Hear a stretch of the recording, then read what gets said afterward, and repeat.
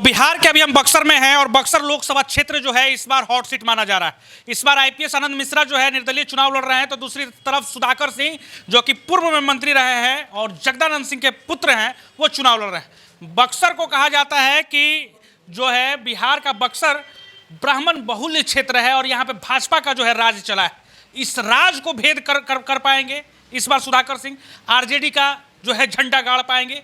बक्सर में क्या आरजेडी जीत पाएगी, उसी को जानने के लिए जब हम बक्सर चुनावी संग्राम में घूम रहे हैं तो अभी हम लोग आरजेडी कार्यालय आए हुए हैं। तो यहाँ पे देखने को मिला कि कई सारे लोग जो है यहाँ पे मीटिंग कर रहे हैं, बात कर रहे हैं, चर्चाएं कर रहे हैं। तो हम भी सोचे कि आप लोग के लिए वो आरजेडी वाला चर्चा, आखिर कैसे चुनाव में ही लोग पीछे से जो है बैकबोन की तरह सुधाकर सिंह को सपोर्ट कर रहे हैं और जिताने के लिए लगे हुए हैं। आखिर क्यों सुधाकर सिंह इस बार जीत कर आना चाहिए। सवाल ये भी है कि भाजपा से हटकर इस बार क्या आरजेडी परचम जो है वो लहरा पाएगी, इस बार सुधाकर सिंह जीत पाएंगे। ये सारी चीज़ों को हम बात करने के लिए आए हुए हैं बक्सर में। देखिए यहाँ पे कई सारे नेता जो हैं वो बैठे हुए हैं और यहाँ पे जो है मीटिंग का दौर जो है वो चल रहा था। पता हमने किया कि सुधाकर सिंह से बात हो पाएगी कि नहीं, तो अभी वो क्षेत्र में घूम रहे हैं, लोगों से बात कर रहे हैं, लोगों का आशीर्वाद ले रहे हैं। सुधाकर सिंह के एब्सेंस में चलिए हम जानते हैं आरजेडी कार्यालय का हाल क्या है, इस बार जीतेंगे कि नहीं, कैसे। बहुत बढ़िया है। क्या नाम है आपका। अवनीश कुमार पांडे। पद। मैं एक कार्यकर्ता हूँ राष्ट्रीय जनता दल का। आपका नाम। पप्पू सिंह। आपका। राजू प्रसाद। मनोज कुमार ठाकुर। शैलेश कुमार सिंह, मैं आरजेडी का इलेक्शन एजेंट हूँ। सवाल यह कि आप लोग किस मुद्दे पे चुनाव में जा रहे हैं। सुधाकर सिंह को लेके कहा जा रहा है कि भैया भाजपा जो है पहले अश्वनी चौबे को जो है यहाँ की जनता जो है जीता, इस बार भी बाहरी कैंडिडेट, और मिथिलेश तिवारी, दूसरी तरफ आनंद मिश्रा आईपीएस जो है एक्स आईपीएस, वो भी चुनाव लड़ रहे हैं। आप लोग का क्या एजेंडा है ये बताइए। मुख्य एजेंडा है किसानी। किसानों की आमदनी कैसे दुगनी होगी। जो प्रधानमंत्री 2014 में दावा किए थे कि किसानों की आमदनी को हम दुगना कर देंगे, इसको धरातल पर लाने के लिए सुधाकर सिंह लड़ रहे हैं कि किसानों की आमदनी कैसे दुगनी हो जाए, उनके खेतों तक पानी कैसे पहुँचे, उनको बीज, उर्वरक, जो भी एग्रीकल्चर से संबंधित इक्विपमेंट है कैसे कम रेट पे सस्ता पहुँचे, ताकि किसानों की आय दुगनी हो, उनका पढ़ाई लिखाई कढ़ाई का काम चल पावे। पढ़ाई लिखाई कढ़ाई तो आपने बोल दिया। तेजस्वी यादव बोलते हैं दवाई और रोजगार के बारे में भी, शिक्षा के भी बारे में, वो सारी चीज़ें जो है सुधाकर सिंह के मेन एजेंडा में नहीं है क्या। एजेंडा तो वही है, दवाई, पढ़ाई, सिंचाई, कढ़ाई सब है, जो उसी का पार्ट है ना। किसान जब खेती करता है उससे जो पैदा होता है उसी से अपना पढ़ाई भी करता है, उसी से अपना दवाई भी करता है, उसी से अपनी बेटी की शादी भी करता है। यहाँ सब कुछ फायदे का है खेती को छोड़ करके। आज के जो बच्चे हैं खेती करना नहीं चाहते हैं, क्यों, घाटे का सौदा है। किसी ज़माने में खेती ऐसा था कि जो खेती करता तो लोग कहते कि नहीं वो बहुत बड़ा किसान है, वो खेती से अपना काम कर लेता था। लेकिन आज क्या है, बच्चे जा कर के दिल्ली पंजाब नौकरी करना पसंद करते हैं, खेती करना पसंद नहीं करते हैं। क्यों नहीं करते हैं, खेती आज घाटे की सौदा हो गया है। भाजपा जो है वो वर्चस्व जमा के रखी, लाल मुनि चौबे से लेके अश्वनी चौबे तक, और जो है मिथिलेश तिवारी, कैसे भेद करेंगे आप लोग। आरजेडी इस बार किस तरीके से तैयार, बताइए। देखिए, मुख्य रूप से सभी राजनीतिक पार्टी के पास एक एजेंडा होना चाहिए, होता भी है, चुनावी एजेंडा होता है।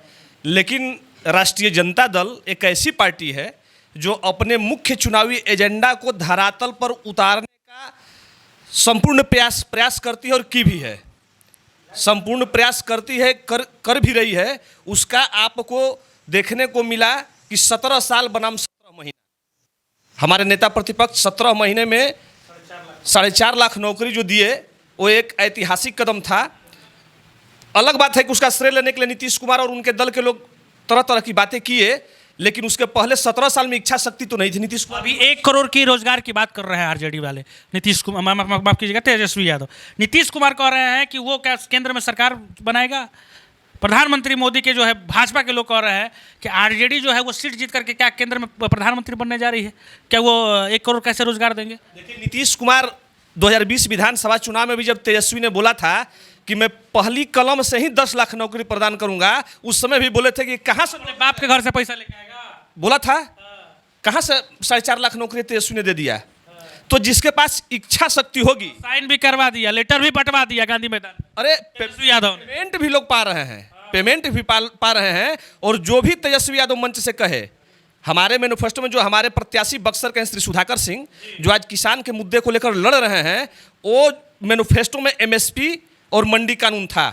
उसी मुद्दे को लेकर जब कृषि मंत्री बने तो उस मुद्दे को उठाए, जो कि नीतीश कुमार को परे नहीं उतरा, नागवार गुजरा, इसलिए चुपचाप करा दिए। चुपचाप कराए। चुपचाप तो हमारा नेता होते ही नहीं है। वो जन मुद्दे को लेकर, चाहे रोजगार हो, सिंचाई हो, कमाई हो, दवाई हो, पढ़ाई हो, कार्रवाई हो, वो हर मुद्दे को लेकर आपको हमेशा सड़क पर मिलेंगे, चाहे वो अपनी सरकार हो या विपक्ष की सरकार हो। जनहित के मुद्दे पर हमारे नेता को आप हमेशा सड़क पर पाएंगे। अच्छा, ये बक्सर में जो है वो भाजपा जो है वो जीतते आ रही है। आनंद मिश्रा चुनाव लड़ रहे हैं, राह आसान कर रहे हैं सुधाकर सिंह का, आपको लग रहा है आनंद मिश्रा जो है वो भाजपा का जो है वोट काटेंगे या वो जीत कर आएंगे? आप लोग को जो है टक्कर जो है किससे है? वो आनंद मिश्रा से है या मिथिलेश तिवारी से है? सुधाकर सिंह किससे लड़ाई लड़ रहे हैं? आनंद मिश्रा हमारे लिए कोई फैक्टर नहीं है। हमारे लिए फैक्टर है कि सुधाकर सिंह जननेता हैं, उनके ऊपर बक्सर की जनता विश्वास कर रही है। उसका लॉजिक ये भी है, आप ये समझ सकते हैं आसानी से, कि बक्सर में जो 10 वर्ष से सांसद रहा, केंद्र में मंत्री रहा, उसके बाद भी उसका टिकट कट जाता है। इसका मतलब कि ये जनता को नहीं, हमें ही नहीं, उनको भी पता है कि हमारी स्थिति बक्सर में ठीक नहीं है। तो हमसे कौन लड़ रहा है ये वो जाने, ये उनका विषय, हमारा विषय नहीं है। हम ये जान रहे हैं कि हम अच्छे मार्जिन से जीत रहे हैं और इसके लिए हम लोग प्रयासरत रहें। बक्सर की जनता कितना मार्जिन रहे? 2 लाख मिनिमम वोट से हम लोग चुनाव जीतेंगे, इसमें कोई संदेह नहीं है, ये जान जाइए। बाकी वो क्या कर रहे हैं, वो चुनाव लड़ रहे हैं, उनके साथ कितनी जनता है वो हमारा विषय नहीं। एक सवाल है, ब्राह्मण जो है बहुल क्षेत्र कहता है बक्सर, कहता है कि भाई ब्राह्मण किसी को लेकर आइए और भाजपा का जो है सिंबल दे दीजिए तो बक्सर की जनता जो है आंख बंद करके जिता देती है, चाहे बाहर का ही का है ना हो, चाहे बाहर का ही का है ना हो। ये होता है, जो सच्चाई आपने देखा भी है अभी तक। क्या इस बार क्यों जनता जो है वो आरजेडी सिंबल लालटेन को और सुधाकर सिंह जो कि राजपूत समाज से आते हैं उनको जिताएगी? ये एक मिथ्या है कि ये ब्राह्मण बहुल क्षेत्र है, ऐसा कुछ है नहीं। आपको उससे भी पहले जाइएगा तो तेज नारायण सिंह यहाँ पर 2 बार सांसद रहे हैं। आदरणीय हम लोगों के प्रदेश अध्यक्ष जगदानंद सिंह जी भी यहाँ के सांसद रहे हैं। तो ऐसा कुछ है नहीं, ये एक मिथ्या है। सुधाकर सिंह सांसद बनेंगे? काम बिल्कुल बनेंगे, काम, क्योंकि जो सुधाकर सिंह का जो लड़ने का जो जज्बा है, जो लोगों की सेवा करने का जो उनका हुनर है, और बेधड़क जिस तरह से अपनी बात को सड़क से सदन में रखने का काम करते हैं, ये बक्सर की जनता को रास आई है और इसी बात को लेकर जनता उनके पीछे चल दी है। हम कर्जकर्ता जनता से भी पीछे चल रहे हैं, जनता हमसे आगे चल रही है। ये स्थिति है बक्सर की। बक्सर का समीकरण हम समझने आए हैं। बक्सर में क्या विकास होना बाकी रहा है, जो विकास होना चाहिए, जो अभी अछूता रहा है? बक्सर शहर की भी बात करें या बक्सर लोकसभा क्षेत्र की भी बात? पहले देख लीजिए, बिहार जो है आज़ाद हिंदुस्तान, और हिंदुस्तान आज़ाद जब नहीं था तो भी, गुलाम था तो भी, बिहार सबसे एक अलग नज़ीर रहा है। और उसमें बक्सर की धरती जो है विश्वामित्र की धरती है। और बक्सर में अभी तक जितने भी सांसद आए हैं उसमें सबसे ज़्यादा कारगर इधर 25-30 वर्षों में जगदानंद सिंह का पीरियड रहा है, जिसमें चौसा वाला पावर प्लांट 20,000 करोड़ रुपए का, और भी कई परियोजनाएं और ट्रांसफार्मर, बिजली। कुछ हमारा क्षेत्र था दिनारा, जहाँ लोग बिजली जानते हैं। जगदानंद सिंह जब रामगढ़ में थे तो रामगढ़ में बिजली कभी कटी ही नहीं 15 साल, वो उनके मेहनत का फल था।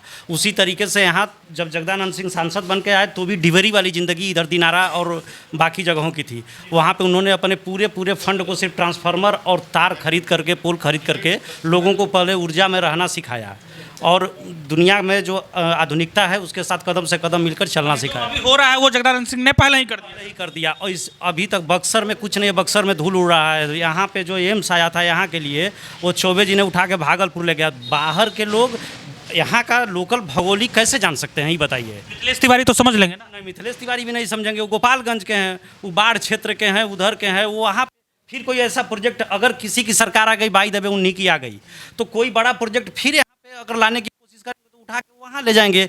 यहाँ तो सिर्फ ब्लैकमेलिंग हो गई ना। और भाई साहब से आपने पूछा यहाँ पे ब्राह्मण बहुल क्षेत्र का, तो ब्राह्मण बहुल क्षेत्र, ब्राह्मण भी ब्राह्मण को ला करके पक गए हैं, क्योंकि यहाँ के ब्राह्मण भी उतना ही ठगे गए हैं जितनी अन्य बिरादरियाँ। और इस बार जात पात का भेद सब टूट रहा है। सीधा सीधा ये है कि ब्राह्मण भी बढ़ चढ़ के आरजेडी को दे रहा है। और आरजेडी में सुधाकर सिंह जो एक ऐसा नाम है, एक ब्रांड हो गया है। जैसे बिहार का बिहारी लोग प्राउडली बाहर कहते हैं, आने वाले समय में आप देख लीजिएगा कि सुधाकर सिंह बिहार के लिए एक नज़ीर होंगे। हाँ, ये दम रहेगा कि ये राजपूत से बिलोंग करते हैं। हो सकता है सीएम पीएम कैंडिडेट न बन पाएँ, लेकिन जिस स्तर पे भी रहेंगे पूरा सीना फाड़ के लोकसभा जाएंगे, अभी आज मेरा पॉइंट नोट कर लीजिएगा, लोकसभा में भले ही मोदी रहे और उनकी टीम रहे, लेकिन अकेले ये सदन का एक ऐसा नेता होगा। मोदी रहे और उनकी टीम रहे, इसका मतलब आप लोग को पता है कि एनडीए की सरकार आने वाली है। पता है, हम लोग उनकी तरफ भोंकते नहीं है कि हम ही 400 पार आएंगे। ये जनता की अदालत में हम लोग गए हैं, जैसा निर्णय देगी, जैसा मैंडेट देगी उसका किसका सरकार आने वाला है? कि अरे महागठबंधन का आया या बीजेपी का आया, जिसका भी आएगा, ये जहाँ पे आप हम लोगों से पूछ रहे हैं जिस सांसद के बारे में, ये सांसद उस पूरे पंचवर्षीय आगामी 2029 तक में सबसे ज़्यादा उस सरकार का, अगर अपना ही सरकार रहेगा, बिहार में देख लीजिए, अपनी ही सरकार के नाक में दम कर दिए, क्योंकि भ्रष्टाचार और गैर जिम्मेदार ये दोनों इस आदमी के खून में नहीं है, सुधाकर सिंह के।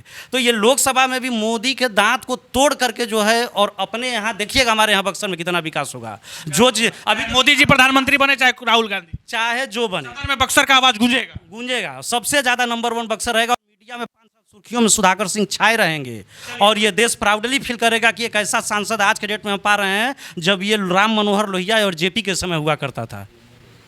अच्छा, आखिरी सवाल है, आपसे पूछना चाहते हैं पप्पू सिंह जी कि सुधाकर सिंह जो है अभी चित्र घूम रहे हैं, माहौल क्या लग रहा है आप लोगों को? कितना आशा है, कितना विश्वास है कि इस बार सुधाकर सिंह जो है वो लीड कर रहे हैं?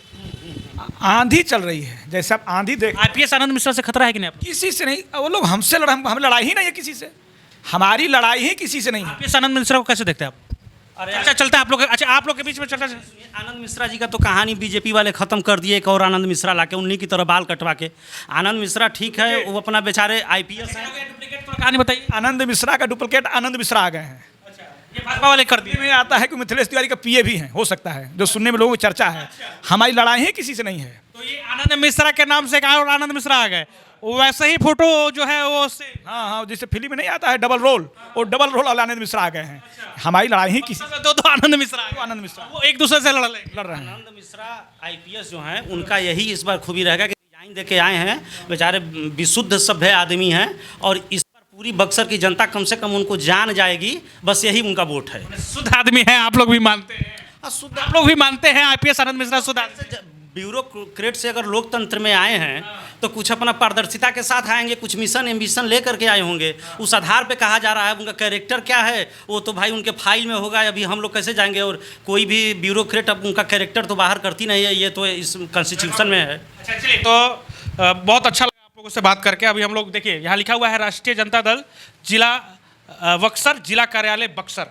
तो अभी हम लोग बक्सर में हैं, और बक्सर में जब माहौल टटोल रहे थे, जनता के बीच जा रहे थे, तो हमने सोचा कि भैया आरजेडी कार्यालय भी घूम लिया जाए, क्या माहौल है, किस तरीके से ये लोग जीत के लिए अस्वस्थ हैं, आखिर चर्चा कार्यालय में बैठ के ये लोग क्या कर रहे हैं, क्या लगता है इस बार सुधाकर सिंह की जो है जीत तय है, या फिर भाजपा जिस तरीके से वर्चस्व जमा के रखी है इस बार फिर से भाजपा जीतेगी, या निर्दलीय प्रत्याशी आनंद मिश्रा इस बार दोनों को हरा के जीत रहे हैं? तो माहौल देख लिया, 2-2.5 लाख बोल रहे हैं जीतेंगे, और मुद्दा जो होगा वो किसान का होगा। किसान के लिए जो है सुधाकर सिंह लड़ेंगे, सदन में आवाज़ गूंजेगा, और ये बक्सर का प्राउडली लाल है जो कि बक्सर के विकास के लिए मोदी के भी जो है, सदन में अगर मोदी जीत के भी आते हैं तो बक्सर के विकास के बारे में बात करेगा, रोजगार के बारे में बात करेगा, और बक्सर के डेवलपमेंट के बारे में बात करेगा। ये है सुधाकर सिंह की पहचान। खबर में इतना ही। आप देख रहे हैं आशा एक भारत। अब अपनी राय प्रतिक्रिया जरूर देंगे कि आपको क्या लगा बक्सर का ये जो माहौल है आरजेडी वाला, कितना दमदार है। आरजेडी के लोग जो है, नेता लोग, ये आखिर किस तरीके से जीत का दावा कर रहे हैं, क्या लगता है जीत पाएंगे इस बार सुधाकर सिंह? जय हिंद, जय भारत। आप देख रहे हैं आशा एक भारत। धन्यवाद।